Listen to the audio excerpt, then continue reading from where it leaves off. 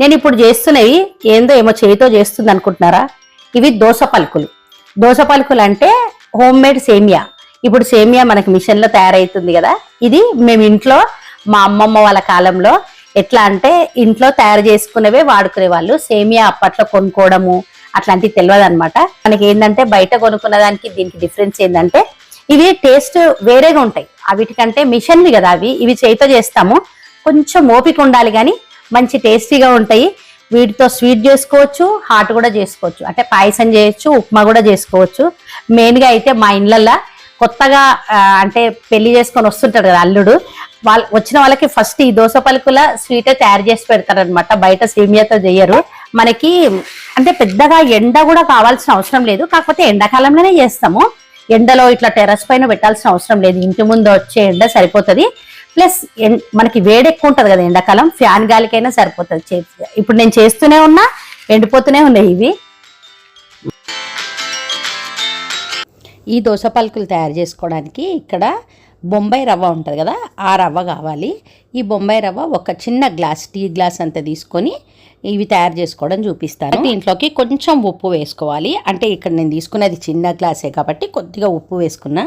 తర్వాత ఇప్పుడు దీంట్లోకి నీళ్లు వేసి కొంచెం ఇట్లా మామూలుగా కలిపేసేయాలి. మామూలుగా గోధుమ పిండి అంటే మనకి పిండి ముద్దలాగా తడుపుకుంటాము. ఇది రవ్వ కాబట్టి జస్ట్ కొంచెం నీళ్లు వేసి మనం పక్కకి పెట్టేసినాం అనుకోండి. కొద్దిగా నీళ్లు కొద్దిగా ఎక్కువనే వేసుకుంటే రవ్వలో నీళ్లు గుంజుతాయి కదా, అందుకోసం కొంచెం నీళ్ళు ఎక్కువ వేసుకొని ఇట్లా ఇక్కడ వీడియోలో చూస్తున్నారు కదా, ఇట్లా ఇది మొత్తం కలిపేసి దీన్ని ఒక 15 నుంచి 20 నిమిషాలు అట్లా పక్కకు పెట్టేసేయాలి.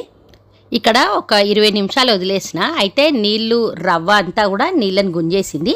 కానీ కొంచెం నీళ్ళు ఎక్కువనే వేసుకున్నా కదా, కొద్దిగా మెత్తగా ఉంది. ఇట్లాంటప్పుడు గోధుమ పిండి కొంచెం వేసుకొని తడుపుకోవాలి. ఎక్కువగా అవసరం ఉండదు, లైట్గా కొంచెం గోధుమ పిండి వేసుకొని కలుపుకోవాలి. మీకు లేదు నీళ్ళు కరెక్ట్గా సరిపోయినాయి అనుకున్న వాళ్ళు మామూలుగా ఓన్లీ రవ్వతోనే కూడా చేసేసుకోవచ్చు. కలిపి ఇప్పుడు పిండితో కలుపుకున్నాం కాబట్టి ఒక 5 నుంచి 10 నిమిషాలు మళ్ళీ నానబెడుతున్న పిండిని. ఇక్కడ చాటలో కానీ ప్లేట్లో కానీ మనం ఎందులో అయితే చేస్తున్నామో దానికి కొంచెము పొడిపిండి వేసుకోవాలి పైన, ఎందుకంటే అతుక్కుంటాయి కదా పిండి, అందుకోసము లైట్గా పొడిపిండి వేసుకొని ఇట్లా చేతికి చూస్తున్నారు కదా తాలికల్లాగా చేసుకున్న దాన్ని తీసుకొని ఇట్లా వీడియోలో చూపిస్తున్న విధంగా చేసుకోవాలి. ఇక్కడ లెఫ్ట్ హ్యాండ్ ఫింగర్స్తోని మనము దాన్ని ఆ తాలికను పట్టుకున్న దాన్ని సన్నగా అంటూ ఉండాలి. రైట్ హ్యాండ్తోని అవి గుంజేయాలన్నమాట ఇట్లా చిన్నగా, మనం ఎంత సైజు కావాలనుకుంటున్నామో అంత. అప్పుడు మనకి దోస పలుకులు తయారవుతాయి. ఇట్లా తయారు చేసుకున్న దోస పలుకులతో ఉప్మా తయారు చేసుకోవడము, ఇంకా పాయసం తయారు చేసుకోవడము నెక్స్ట్ వీడియోలో చూడండి.